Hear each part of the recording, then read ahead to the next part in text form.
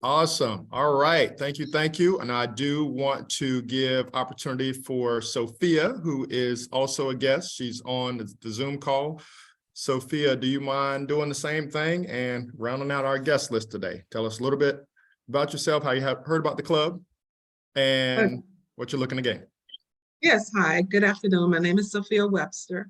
I heard about the Toastmasters from a lady who was in the Bible study with me on Monday nights. And I'm looking to work on communication skills and also to be able to speak in front of people because I don't feel comfortable with it there. So. Great, great. Thank you so much. Thank you to all of our guests. And we try to make this, we really do. A lot of organizations say they try to make it a warm and friendly and family environment. Some organizations do well at it. Some, there's opportunity to improve. We really pride ourselves in trying to make you all feel comfortable, and we try to give you opportunities to connect, to reach out, to ask questions, and we even call it a family, friends and family, family. So thank you all again for joining. Want to also take the time, now that we've recognized our guests, I want to take the time to make one announcement. We do have our District 30, no, not 33, our district contest that is coming up this coming Thursday. And it's not district, it's area, right? It's area contest. No, division? Division contest. There's 4 groups. I know if I keep rattling them off, process of elimination, I'm eventually going to get it right. So the division contest is this coming Thursday night, and our very own Valencia Timms is going to be competing in the International Speech Contest, representing not only our Southpark Toastmaster clubs, but also just representing us in the division. So we are so proud. And that's going to be Thursday evening at 6:30. Is that right, David? So yes.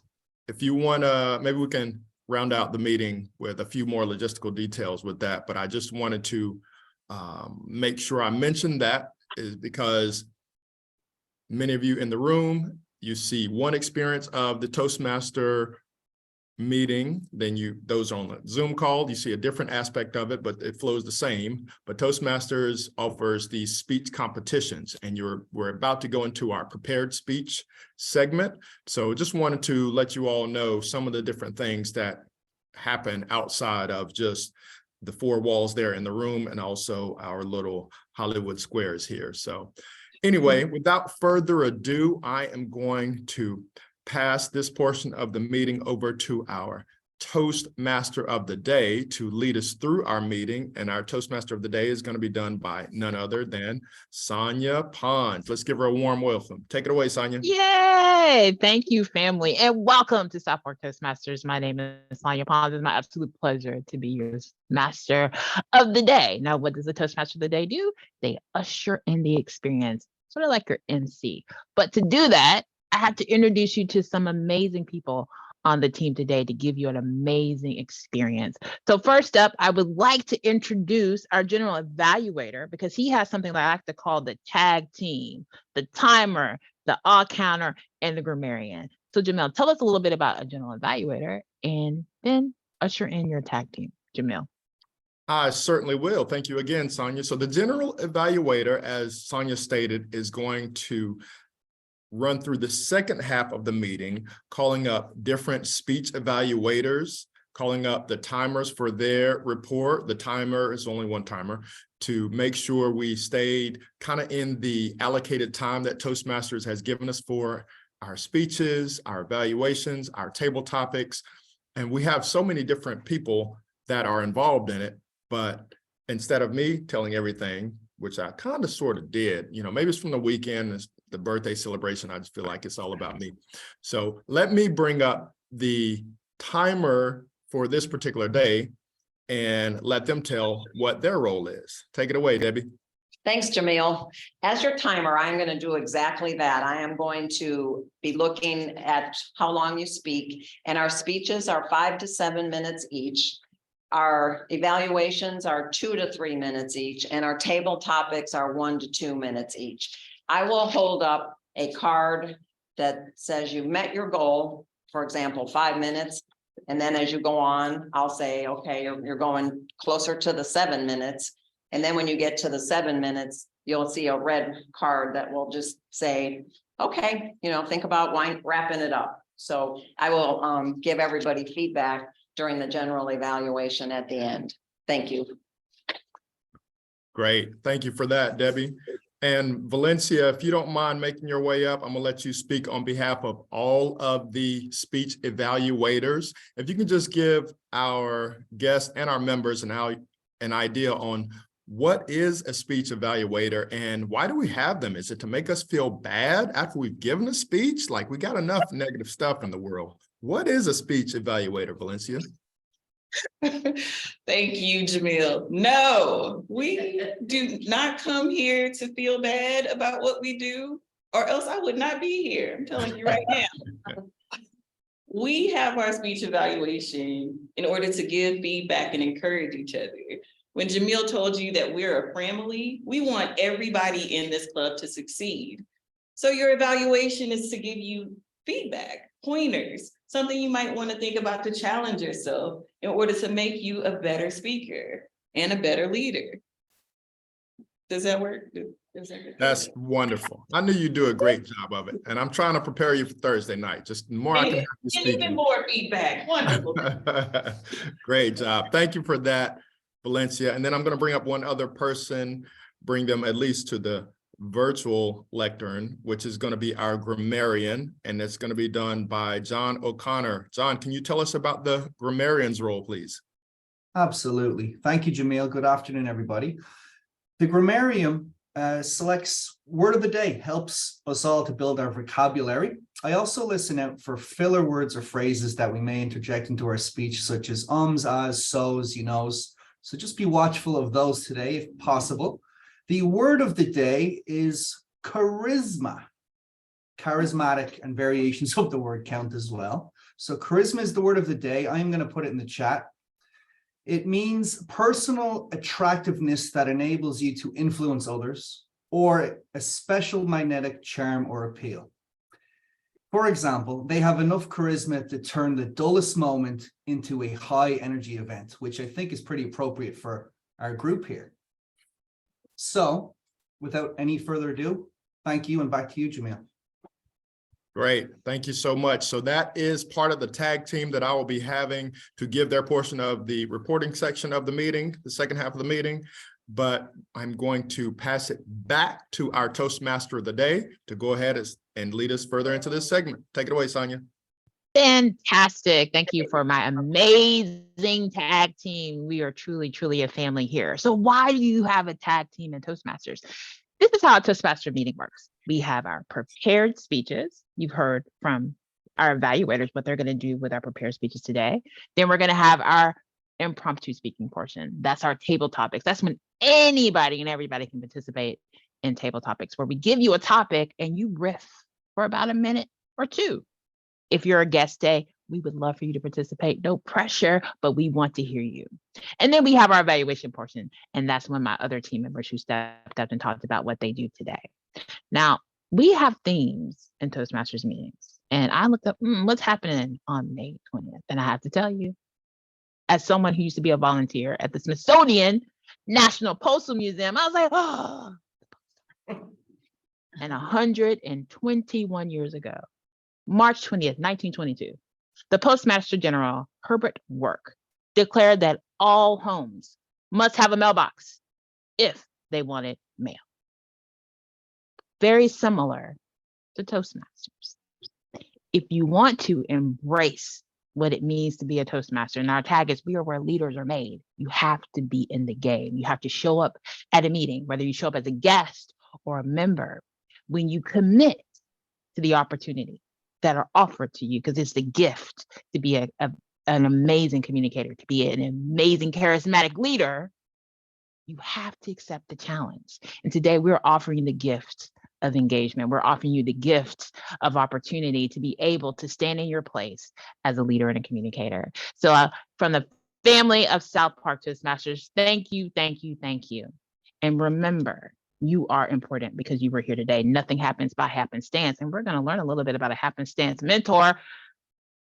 Ladies and gentlemen, we have one prepared speech today that actually talks about that. This lady was actually an employee of the Postal Service. And when I picked this, I thought about her because she's on the agenda today. Our first speaker is Carla Sherry. Family, Carla today is going to be speaking from Presentation Mastery. That we have educational programs here in Toastmasters called Pathways, because we know we have some guests here. And there are 11 different paths that you can speak from. So Carla is speaking from Presentation Mastery. Today, we're also going to hear someone speaking from Motivational Strategies. They're sort of like degrees where you earn a certificate from by speaking from different speeches, speaking during different projects within an educational path. So today, Carla Sherry is going to be giving us a segment from the Presentation Mastery. It's a level 2 project. All pathways have 5 levels. And her presentation, Introduction to Toastmaster Mentoring. And the title of her speech today is Happenstance Mentors. Now, we always like for people to give us an introduction to their speech to kind of whet our appetite. And today, this charismatic former employee of the post office, Carla, says, mentors come to us in all different ways. For most of my life, I did not actively seek out mentors. And yet, I've been fortunate to have mentors arrive when needed. Sometimes I recognize them for what they are. And sometimes it's only in retrospect that I understand the role they play in my life. Ladies and gentlemen, Carla Sherry giving us Happenstance Mentors. Carla, please take the stage. Thank you. Thank you, Madam Toastmaster.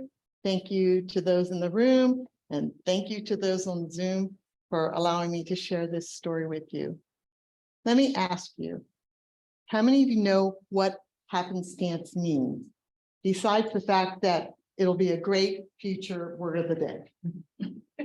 Happenstance means circumstance that happens by chance. Now, we have all had many mentors in our lives in many different ways.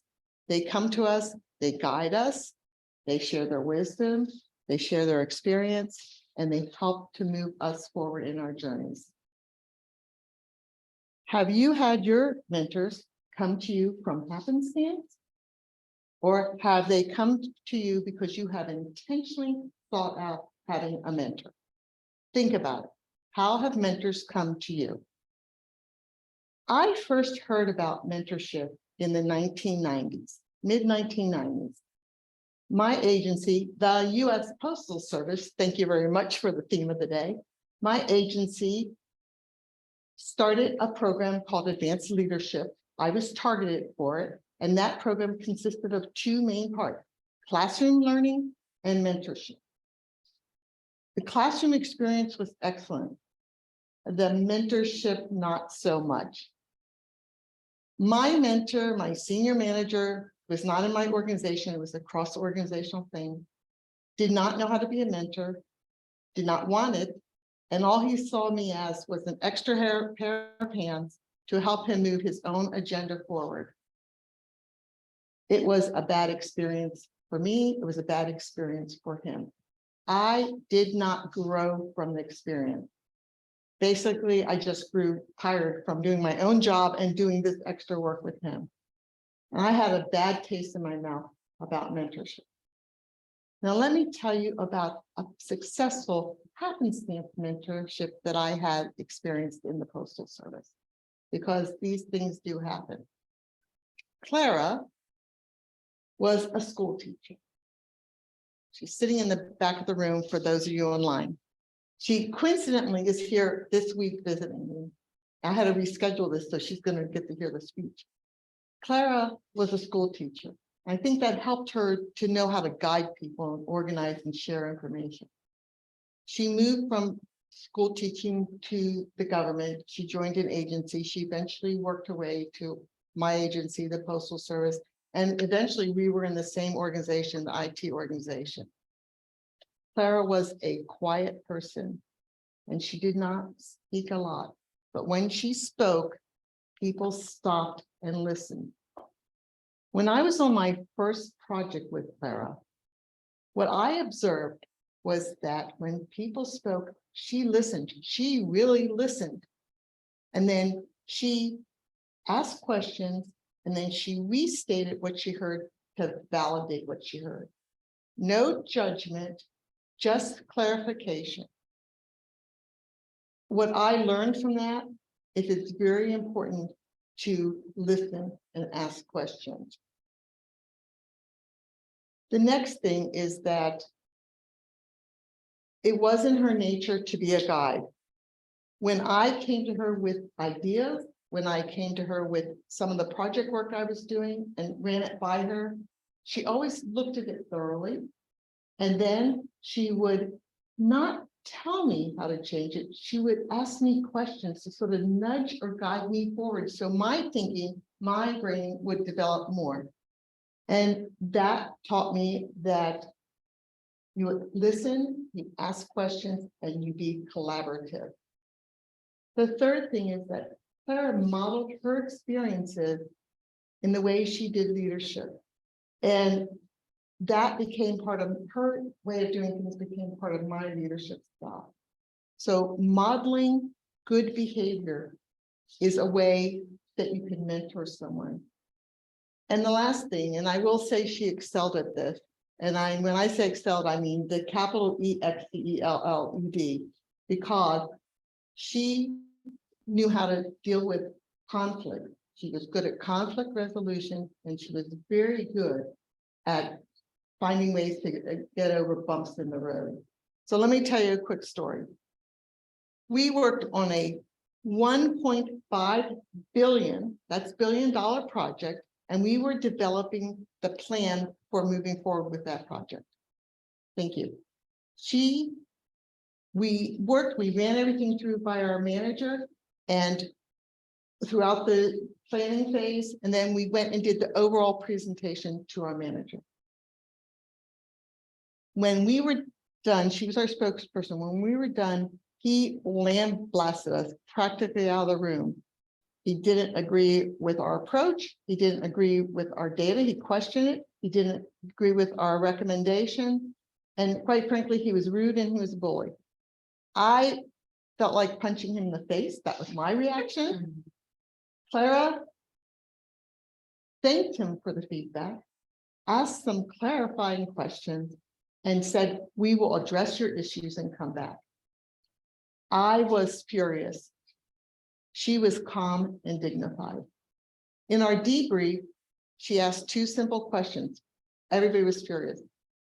How do we address this, and how do we go forward? And so that's what we did. We went back, by the way, 2 months later, and we were successful. So she knew that you had to work at something. You couldn't become paralyzed when something got in your way. So what lessons did she teach me? Listen, ask questions, restate to validate.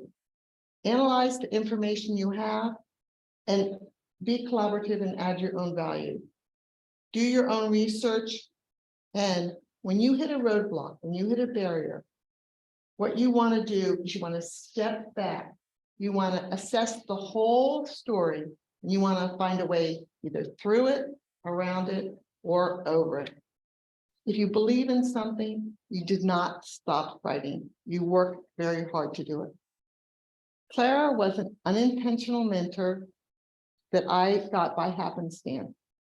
And she was really important in my life, and she really shaped my life. So as you go through your lives and you're looking at mentorship, don't think it's always formal. Now, with that being said, I have a public service announcement. And I have a call to action. Toastmasters has reignited its mentorship program.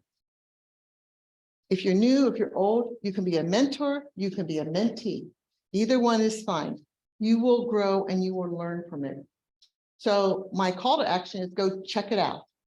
With that, I turn it back over to Madam Toastmaster. Thank you.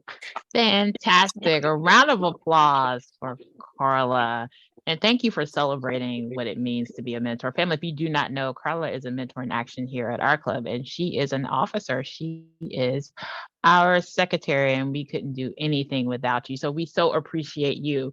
When you think about mentors, sometimes they're the people that don't make a whole lot of money, but what they offer is priceless. But here in the United States of America, I want to celebrate the Postmaster General, because the Postmaster General is the second highest paid federal employee under the president. Why? Because he or she takes the time to be of service. Service pays off. And so I want to thank you, Carla, for bringing that to the forefront. You don't necessarily have to have the title, but your presence and what you offer to the experience, priceless. So thank you so much, Carla. Next up, family, we have, now if you guys don't know, I live in the state of Maryland. So here at Southpark Toastmasters, we are worldwide. And so now we're going to travel to Illinois, where we have distinguished Toastmaster, Reverend Dr. Alice Ann Crump.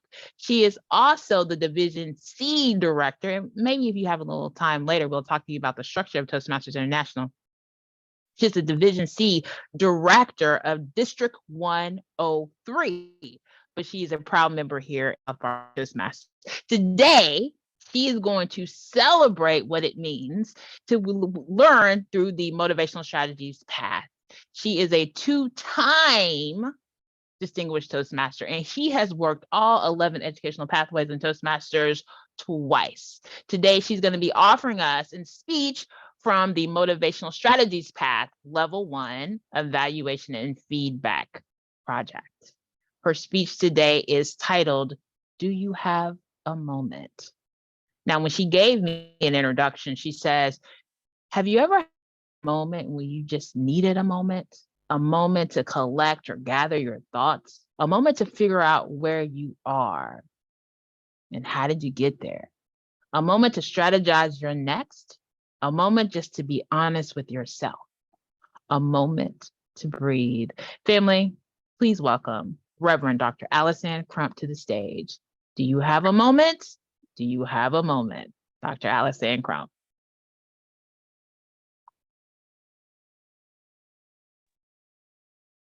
Thank you. May I share my screen? Yes, no, maybe. Yes.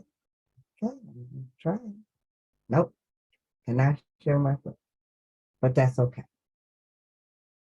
Have you ever just needed a moment?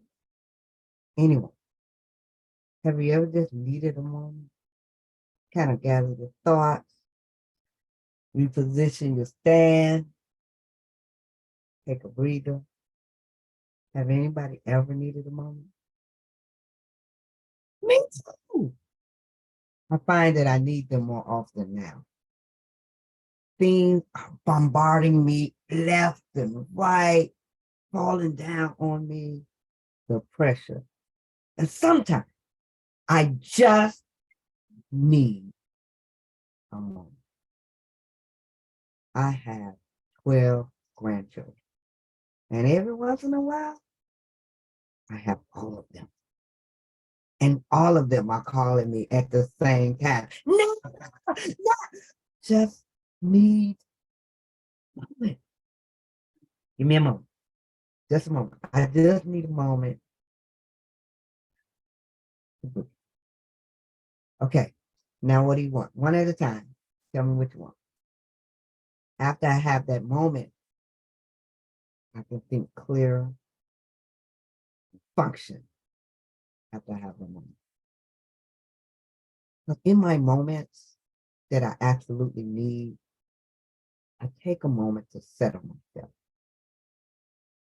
I want you to think about, I have a podcast called Selah Moments with Alice Ann, and I've been really working with this Selah for a moment. It's a Hebrew word, and it means to stop and calmly think about things. In the Passion Translation, it means to pause in his presence.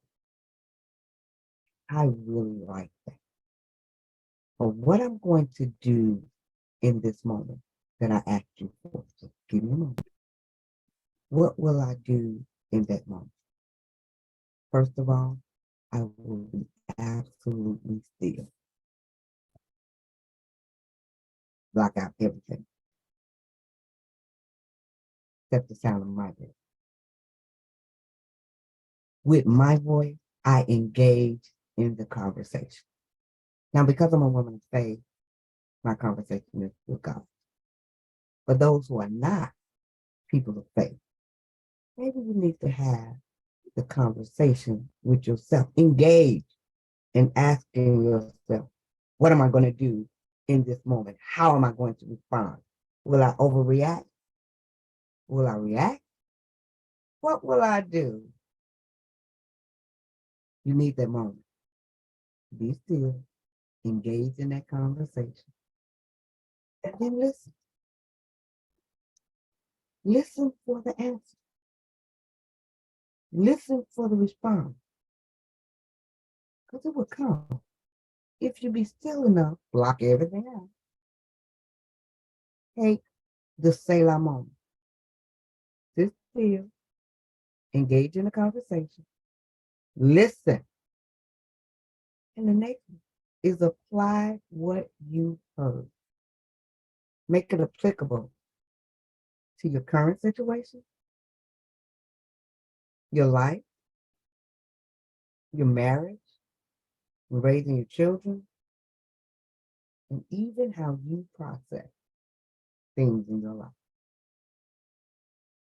After you do that, you apply all of that to your heart. Because once you apply it to your heart, after you've gone through the process, it's not an emotional decision. But you had time to sit there, engage in the conversation. You had time to listen. You had time to take the applications of what you just heard and apply it to your heart. Now you can move forward. Okay, I can answer your questions now. I can deal with this now because I've taken a Selah moment. That moment where I sat still, I engaged in the conversation, even if it was the hard conversation with myself. I listened. I took all of the applications and I applied them to my heart. I think if everyone takes a Selah moment, do you need a moment? When you find yourself needing a moment, if you make it a Selah moment, when you think, when you listen, when you be still, you make all the applications and apply them to your heart. When you take those moments, I think you will find them to be epiphanies on demand. You know, when they come, things get clearer, you got understanding, you see the purpose, you see the direction, but they come far and in between. But if you take the moment, that's an epiphany on demand. I want to encourage everyone. When you need that moment, take the moment. It's yours. Take the moment to sit still, engage in that conversation, to listen, because the applications will come, the answers will come. Take all of that, place it in your heart, and then move forward. When you need a moment, back to you.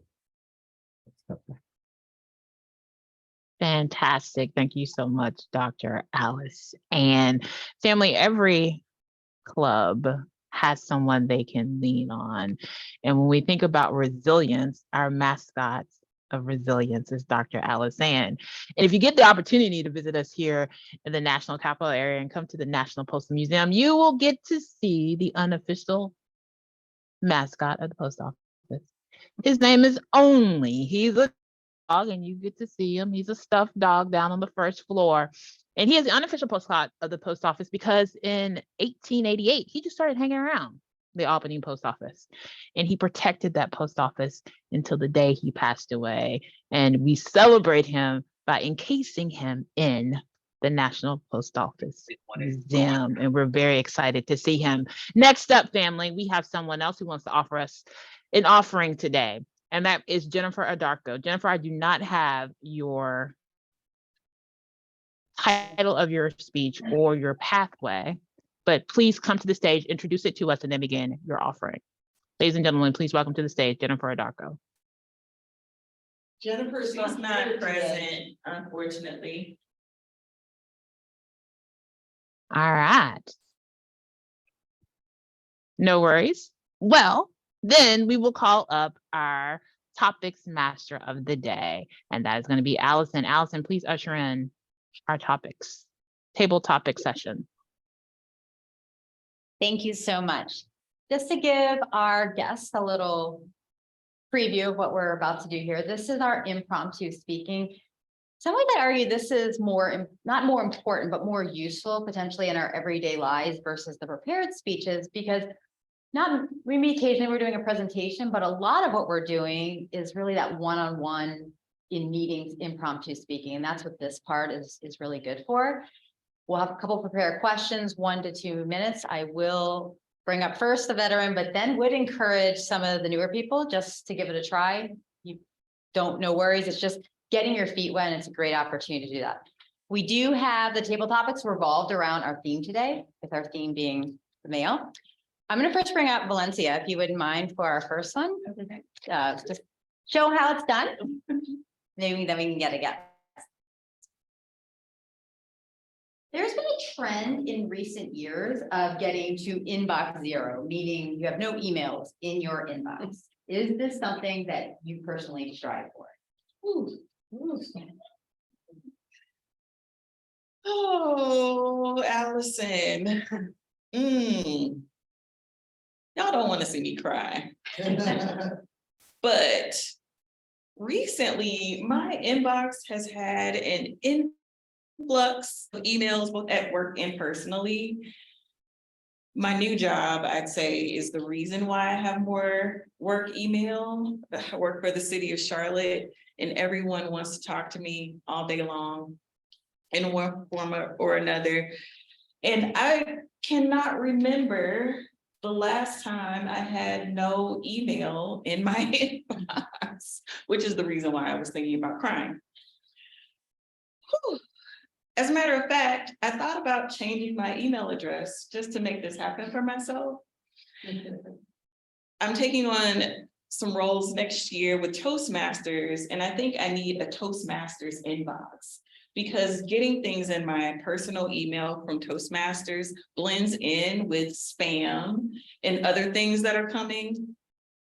So I think I'm going to create a new mailbox so that I can just achieve this, at least briefly. Yeah, but I'll save my tears for the car, but thanks. See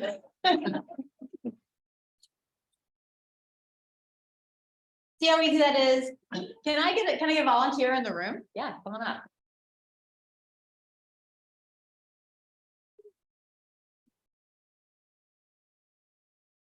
All the way. Yeah.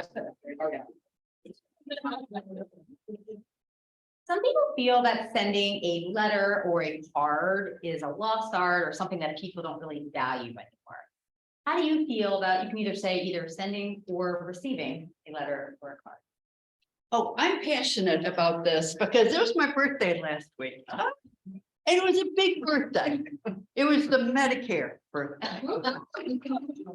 So I don't understand why people private message me a birthday greeting. Like it's something really secret between the two of us, like they don't want anybody to know they like me. So I got a lot of private messages. I got a lot of Facebook. I got some telephone calls. But what I really appreciate is somebody taking the time to buy me a card, write their name, address it, pop it in the mail, and make sure it arrives on my birthday. My best friend in all the world, who I have been best friends with for 60 years, should know my birthday. My birthday was last Tuesday, and I got my birthday card from her today. So, yeah, Yeah, I really value anything that's handwritten, anything that the postal service brings. Because if I don't get that affirmation, I think I've had a charisma bypass. So yes, it's very important to me. And I'm frankly really good at remembering birthdays and sending out cards. I love buying cards. I like having special pens. I make cards. I recently, since I retired, I am learning watercolor. I made a St. Patrick's Day card for my sister, and she called to thank me. And she said, here's the compliment. She said, the paper stock was really nice. So hard on that. And all she could compliment me was on the paper stock. So thank you for the question. I think it's very important.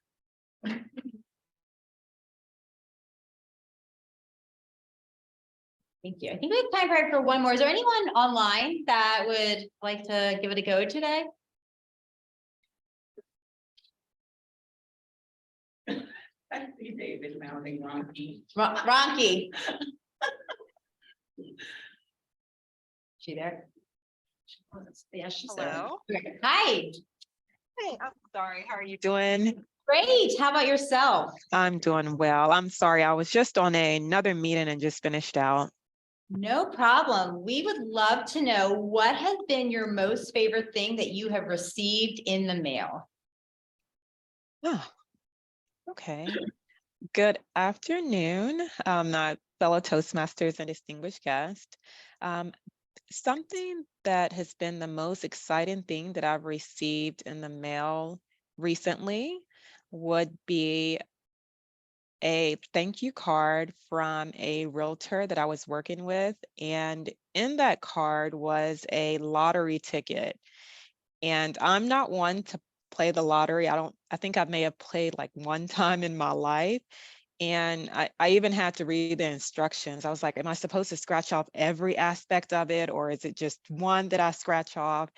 And I was a little bit hesitant before I even scratched off parts of it because I know like how addictive it can be. And I was thinking to myself, what if I scratch this off and I win, a decent amount of money? Am I going to become addicted to it? Am I going to be the person that's beside the gas station sitting and waiting for 30 minutes to an hour playing scratch offs?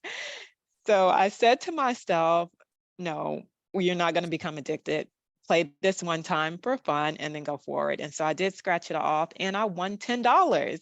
So I thought that was very exciting. It did put a little bit of perk in my head to think, am I lucky? Like maybe am I lucky if I play it again? Could I be even more luckier? But I did just put those concerns to the side because I don't want to become addicted to anything at this point in my life.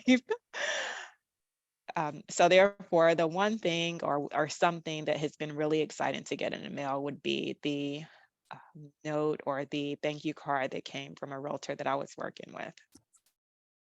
Thank you.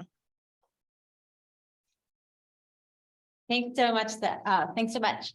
Thanks for everyone showing all your charisma today. And with that, I'm going to hand it back to our Toastmaster of the day. Fantastic. Thank you so much, Allison. And thank you for all of our participants in our impromptu speaking portion of our meeting today. I don't know if you guys know it or not, but the post office is always there to assist you, even if they can't read your handwriting. In Salt Lake City, the organization called the Remote Encoding Center. And when the automated mail reader can't read your handwriting, there's over 1,000 postal workers helping to get your mail where it needs to go. They care about you. They empower you. And that was the segment we're going to venture in today. It's led by our general evaluator, our president, Jamil Massey, who's going to talk about how we uplift each other through evaluations. Jamil, please take the stage. Great. Thank you so much, Sonia. And you always do your roles with so much charisma. I hope to continue with my version of charisma. So let's go ahead without any further ado and bring up our first speech evaluator. It's going to be David Jones, and he is going to be evaluating Carla's speech. Go ahead, take it away, David. Thank you, Mr. General Evaluator, and Greetings, fellow Toastmasters and guests. Carla, your speech title was Happenstance Mentors. Now, I think we all know sort of kind of what happenstance is. However, you took a moment to explain it because it's not a word that we often hear or use. It's sort of like serendipity. So that was a good thing that you just kind of reminded us before you started your speech as to what it was about. Another good point was that you're in person, that you're standing, that you're projecting, and whenever we can, we should be in person, unless of course you lived in Maryland or Illinois, or if you're in Florida like I am, but whenever you can, try to be in person.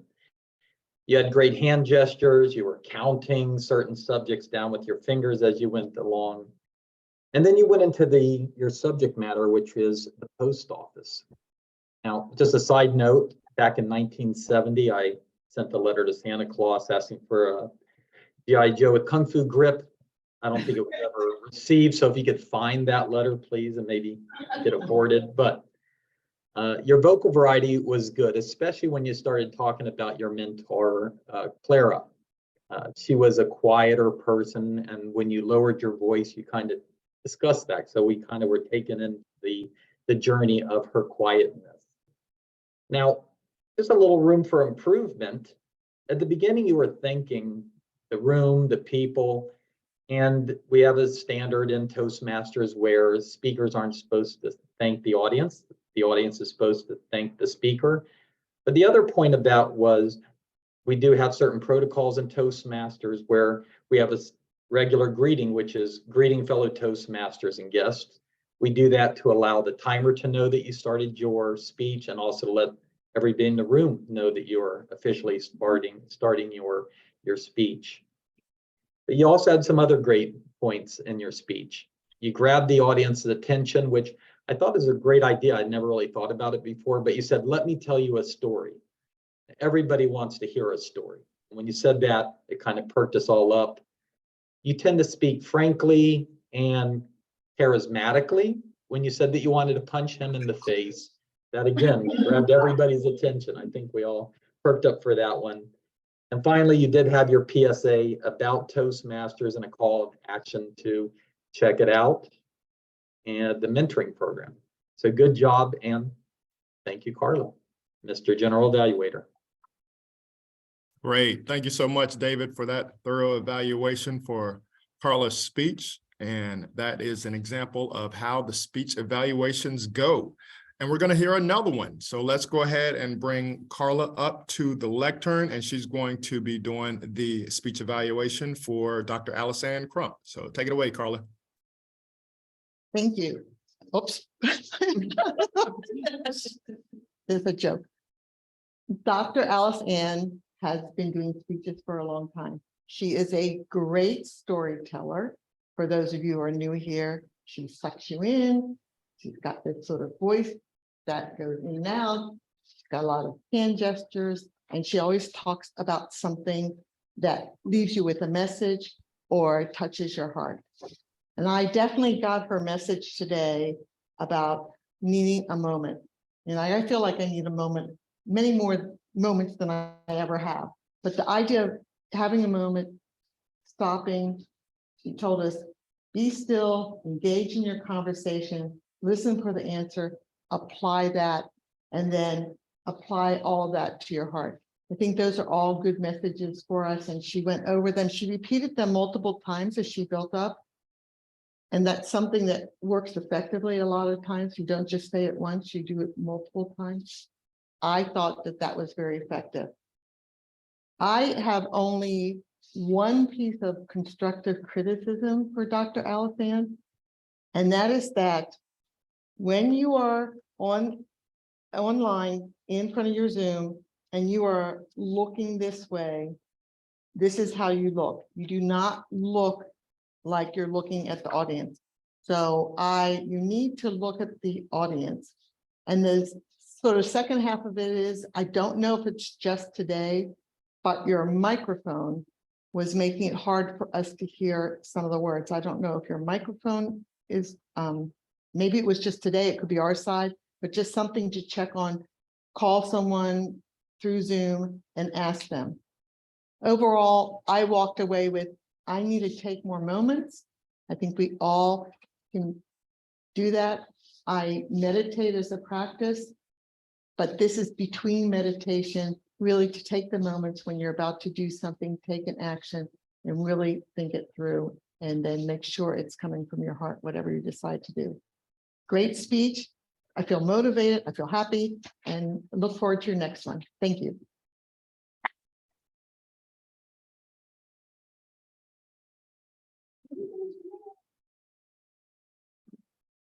I think we lost Jamil.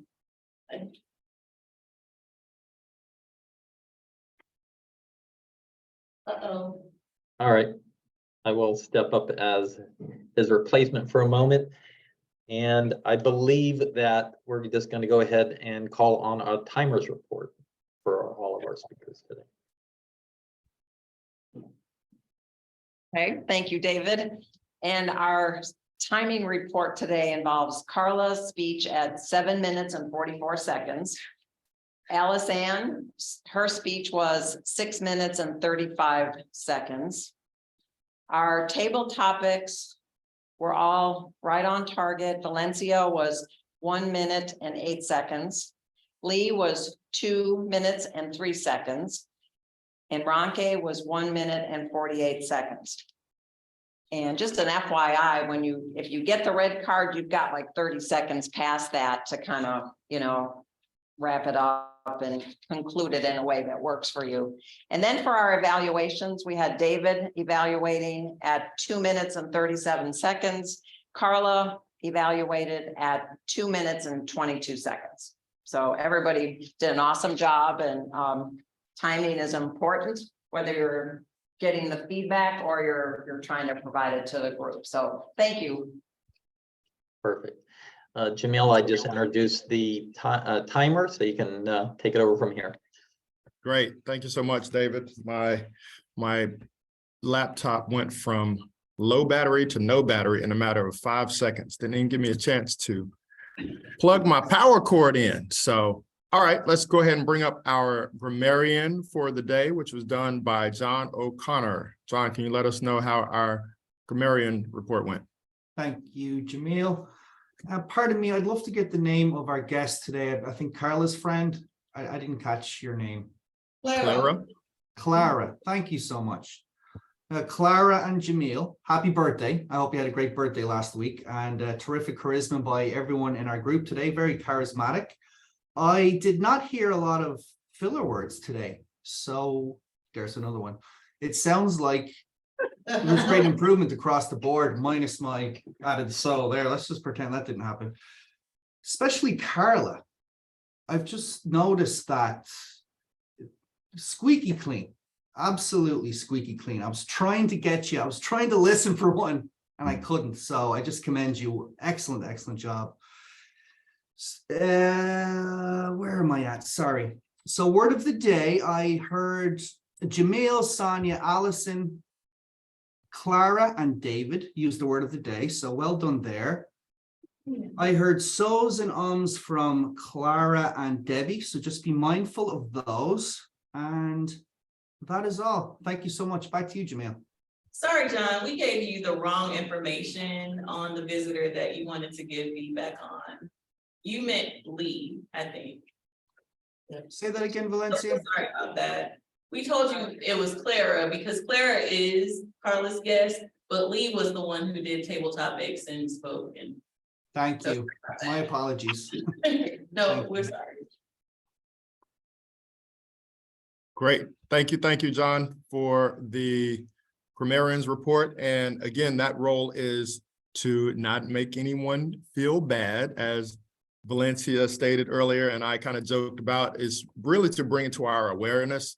The filler words are kind of globally accepted. Well, I say globally, I hadn't been all across the globe, but I have seen it on a lot of calls, Teams calls, Zooms calls, being in meetings where people just say every other word and every other word, and it's just kind of the norm.